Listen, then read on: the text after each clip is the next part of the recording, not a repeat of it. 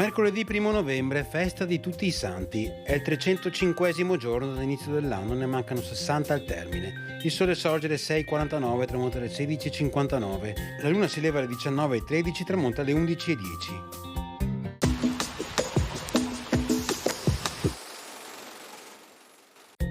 Succedendo al fratello Lorenzo, sale sul soglio ducale Gerolamo Priuli all'età di 73 anni. Il suo periodo di dogado fu di pace, turbato solo dalle scorrerie di barbareschi lungo tutto l'Adriatico e da qualche divergenza con il Papa Pio IV.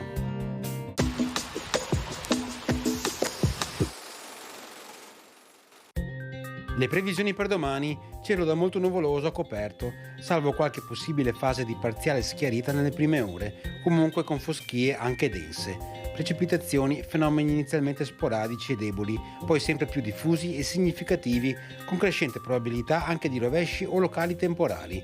Quantitativi più consistenti sulle zone centro-settentrionali. Il limite delle nevicate si alzerà da 1900-2200 metri a 2300-2600 metri circa.